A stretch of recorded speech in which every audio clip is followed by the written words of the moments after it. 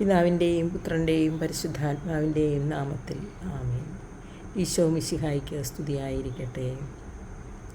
നന്ദിയോടെ ഞാൻ സ്തുതി പാടിടും എൻ്റെ യേശുനാഥ. എനിക്കായി നീ ചെയ്തോരോ നന്മയ്ക്കും ഇന്നും നന്ദി ചൊല്ലുന്നു ഞാൻ. സ്നേഹമുള്ളവരെ, ഇന്ന് മെയ് മാസം 11-ാം തീയതി, മെയ് മാസത്തിലെ രണ്ടാമത്തെ ഞായറാഴ്ചയായ ഇന്ന് ലോക മാതൃദിനമായി ആഘോഷിക്കുകയാണ്. മാതൃദിനത്തിൻ്റെ എല്ലാ ആശംസകളും ഞാൻ ഈ ലോകത്തിലെ എല്ലാ അമ്മമാർക്കുമായി നേരുന്നു. മാതൃദിനം പെറ്റമ്മ, നമുക്ക് പ്രഭാഷകൻ്റെ പുസ്തകത്തിൽ 3-ാം അധ്യായത്തിൽ മാതാപിതാക്കളോടുള്ള കടമകൾ എന്ന ഭാഗം വളരെ ഭംഗിയായി വിശദീകരിച്ചിട്ടുണ്ട്. ഇതിൽ 3-ാം അധ്യായം 4-ാമത്തെ വചനം നമ്മെ പഠിപ്പിക്കുന്നത്, അമ്മയെ മഹത്വപ്പെടുത്തുന്നവൻ നിക്ഷേപം കൂട്ടിവയ്ക്കുന്നു.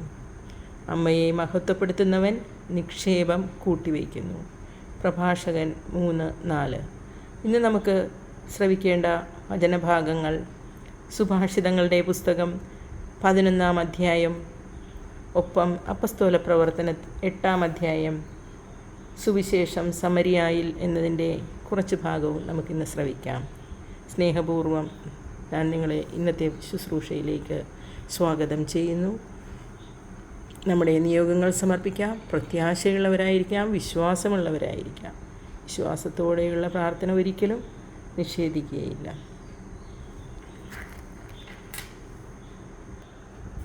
സുഭാഷിതങ്ങളുടെ പുസ്തകത്തിൽ നിന്നും 11-ാം അധ്യായം.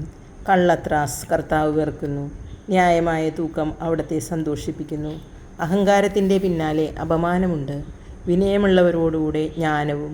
സത്യസന്ധരുടെ വിശ്വസ്തത അവർക്ക് വഴികാട്ടുന്നു, വഞ്ചകരുടെ വക്രത അവരെ നശിപ്പിക്കുന്നു.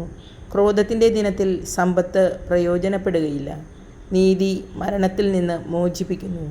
നിഷ്കളങ്കൻ്റെ നീതി അവനെ നേർവഴിക്ക് നടത്തുന്നു, ദുഷ്ടൻ തൻ്റെ ദുഷ്ടത നിമിത്തം നിബദിക്കുന്നു. സത്യസന്ധരുടെ നീതി അവരെ മോചിപ്പിക്കുന്നു, ദുഷ്ടരെ അവരുടെ അത്യാഗ്രഹം അടിമകളാക്കുന്നു.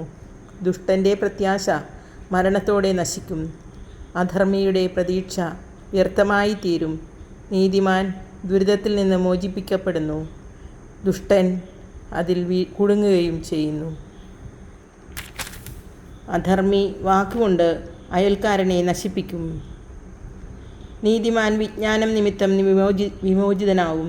നീതിമാന്മാരുടെ ക്ഷേമത്തിൽ നഗരം ആഹ്ലാദിക്കുന്നു, ദുഷ്ടരുടെ നാശത്തിൽ സന്തോഷത്തിൻ്റെ ആർപ്പുവിളി മുഴങ്ങുന്നു.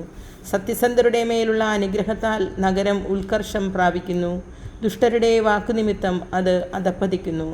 അയൽക്കാരനെ പുകഴ്ത്തി പറയുന്നവൻ ബുദ്ധിശൂന്യനാണ്, ആലോചനാശീലമുള്ളവൻ നിശബ്ദത പാലിക്കുന്നു. ഏഷണി പറഞ്ഞു നടക്കുന്നവൻ രഹസ്യം പരസ്യമാക്കുന്നു, വിശ്വസ്തൻ രഹസ്യം സൂക്ഷിക്കുന്നു. മാർഗദർശനമില്ലാഞ്ഞാൽ ജനത നിലംപതിക്കും. ഉപദേഷ്ടാക്കൾ ധാരാളമുണ്ടെങ്കിൽ സുരക്ഷിതത്വമുണ്ട്, അന്യന് ജാമ്യം നിൽക്കുന്നവൻ ദുഃഖിക്കേണ്ടി വരും. ജാമ്യം നിൽക്കാത്തവൻ സുരക്ഷിതനാണ്. ശാലീനയായ സ്ത്രീ ആദരം നേടുന്നു, ബലവാൻ സമ്പത്തും. ദയാശീലൻ തനിക്ക് തന്നെ ഗുണം ചെയ്യുന്നു, ക്രൂരൻ തനിക്ക് തന്നെ ഉപദ്രവം വരുത്തിവയ്ക്കുന്നു. ദുഷ്ടൻ്റെ പ്രതിഫലം അവനെ വഞ്ചിക്കുന്നു, നീതി വിതയ്ക്കുന്നവൻ്റെ പ്രതിഫലം സുനിശ്ചിതമാണ്. നീതിയിൽ നിലനിൽക്കുന്നവൻ ജീവിക്കും, തിന്മയെ പിന്തുടരുന്നവൻ മരിക്കും. വികടബുദ്ധികൾ കർത്താവിന് വെറുപ്പുളവാക്കുന്നു, നിഷ്കളങ്കർ അവിടത്തെ സന്തോഷിപ്പിക്കുന്നു. തിന്മ ചെയ്യുന്നവന് തീർച്ചയായും ശിക്ഷ ലഭിക്കും, നീതിമാന് മോചനവും.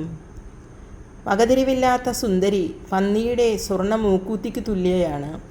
നീതിമാന്മാരുടെ ആഗ്രഹം നന്മയിലേ ചെല്ലൂ, ദുഷ്ടരുടെ പ്രതീക്ഷ ക്രോധത്തിലും. ഒരാൾ ഉദാരമായി നൽകിയിട്ടും കൂടുതൽ ധനികനാവുന്നു, നൽകേണ്ടത് പിടിച്ചു വച്ചിട്ടും മറ്റൊരുവൻ്റെ ദാരിദ്ര്യം വർദ്ധിക്കുന്നു. ഉദാരമായി ദാനം ചെയ്യുന്നവൻ സമ്പന്നനാകും, ദാഹജലം കൊടുക്കുന്നവന് ദാഹജലം കിട്ടും. ധാന്യം പൂഴ്ത്തി വയ്ക്കുന്നവനെ ജനങ്ങൾ ശപിക്കുന്നു, അത് വിൽപ്പനയ്ക്ക് വയ്ക്കുന്നവനെ അവർ അനുഗ്രഹിക്കുന്നു. നന്മയെ ജാഗരൂകതയോടെ അന്വേഷിക്കുന്നവർ അനുഗ്രഹത്തെയാണ് അന്വേഷിക്കുന്നത്. തിന്മയെ തിരയുന്നവന് തിന്മ തന്നെ വന്നുകൂടുന്നു. ധനത്തെ ആശ്രയിക്കുന്നവൻ കൊഴിഞ്ഞു വീഴും, നീതിമാൻ പച്ചില പോലെ തഴയ്ക്കും. കുടുംബദ്രോഹിക്ക് ഒന്നും ബാക്കിയുണ്ടാവുകയില്ല. ഭോഷൻ വിവേകിയുടെ ദാസനായിരിക്കും. നീതിയുടെ ഫലം ജീവൻ്റെ വൃക്ഷമാണ്. അക്രമം ജീവൻ ഒടുക്കുന്നു. നീതിമാൻ കഷ്ടിച്ചു മാത്രമേ രക്ഷപ്പെടുന്നുള്ളൂവെങ്കിൽ ദുഷ്ടൻ്റെയും പാപിയുടെയും സ്ഥിതി എന്തായിരിക്കും? കർത്താവിൻ്റെ വചനം. ദൈവത്തിന് നന്ദി. സ്നേഹമുള്ളവരെ, ഇന്ന് ഈ യേശുവിൻ്റെ ഈ വേദന നിറഞ്ഞ തിരുമുഖവും രോഗികളുടെ നാഥൻ എന്ന പുസ്തകവും എൻ്റെ വൃദ്ധയായിരുന്ന അമ്മ ദിവസവും പ്രാർത്ഥിക്കുവാനായി തൻ്റെ കൈകളിൽ എടുത്തിരുന്ന് പ്രാർത്ഥിക്കുന്നത്, ഇന്ന് അമ്മമാരുടെ ദിവസമായതുകൊണ്ട്, അമ്മയെ പ്രത്യേകം ഓർമ്മിക്കുന്ന ദിവസമായതുകൊണ്ടും ഞാൻ ആ പ്രാർത്ഥനാ പുസ്തകം നിങ്ങളുമായി ഷെയർ ചെയ്യുകയാണ്. അമ്മ ദിവസവും പ്രാർത്ഥിച്ചിരുന്നതാണ്. അമ്മയ്ക്ക് അസുഖമായിരുന്ന സമയത്ത് പ്രാർത്ഥന ആയിരുന്നു അമ്മയ്ക്ക് ആകെയുള്ള ശരണം. സമയത്തുണ്ടായിരുന്ന പുസ്തകമാണിത്. അതെനിക്ക് കിട്ടിയതൊരു നിധിയായിട്ട് ഞാൻ കരുതുന്നു. ഞാനും അത് പ്രാർത്ഥിക്കുവാനായി ഉപയോഗിക്കുന്നു. സ്നേഹപൂർവ്വം എല്ലാ അമ്മമാരെയും നന്ദിയോടെ ഞാൻ സ്മരിക്കുന്നു.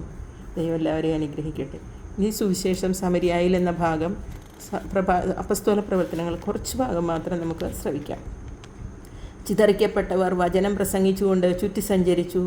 പീലിപ്പോസ് സമരിയായിലെ ഒരു നഗരത്തിൽ ചെന്ന് അവിടെയുള്ളവരോടുകൂടെ ക്രിസ്തുവിനെ പറ്റി പ്രഘോഷിച്ചു. പീലിപ്പോസിൻ്റെ വാക്കുകൾ കേൾക്കുകയും അവൻ പ്രവർത്തിച്ച അടയാളങ്ങൾ കാണുകയും ചെയ്ത ജനക്കൂട്ടം അവൻ പറഞ്ഞ കാര്യങ്ങൾ ഏകമനസ്സോടെ ശ്രദ്ധിച്ചു. എന്തെന്നാൽ അശുദ്ധാത്മാക്കൾ തങ്ങൾ ആവേശിച്ചിരുന്നവരെ വിട്ട് ഉച്ചത്തിൽ നിലവിളിച്ചുകൊണ്ട് പുറത്തുപോയി. അനേകം തളർവാദ രോഗികളും മുടന്തന്മാരും സുഖം പ്രാപിച്ചു. അങ്ങനെ ആ നഗരത്തിൽ വലിയ സന്തോഷമുണ്ടായി. കർത്താവിൻ്റെ വചനം. ദൈവത്തിന് നന്ദി. സ്നേഹമുള്ളവരെ, ഈ നിമിഷങ്ങളത്രയും എന്നോടൊപ്പമായിരുന്നുകൊണ്ട് ഈ സുഭാഷിതങ്ങൾ ശ്രവിക്കുകയും അപ്പസ്തോല പ്രവർത്തനത്തിൻ്റെ ഏതാനും ഭാഗം കേൾക്കുകയും മാതൃദിനത്തെക്കുറിച്ച് ചെറിയ രീതിയിൽ എങ്കിലും എനിക്ക് പറയുവാൻ സാധിക്കുകയും ചെയ്ത നിങ്ങളേവരെയും ദൈവം അനുഗ്രഹിക്കട്ടെ. പ്രത്യേകിച്ച് എല്ലാ അമ്മമാരെയും, ഏതെല്ലാം തലത്തിലുള്ള ചെറുപ്പത്തിലുള്ള അമ്മമാർ മുതൽ വാർദ്ധക്യത്തിലെത്തിയ അമ്മമാർ വരെ വളരെയധികം ക്ലേശിക്കുന്ന അമ്മമാരുണ്ട്, സന്തോഷത്തോടുകൂടി കഴിയുന്ന അമ്മമാരുമുണ്ട്. എല്ലാ അമ്മമാരെയും വേണ്ടി ഇന്നത്തെ എൻ്റെ പ്രാർത്ഥനകളും ഞാൻ സമർപ്പിക്കുന്നു. നന്ദി. സ്നേഹപൂർവ്വം നിങ്ങളുടെ സ്വന്തം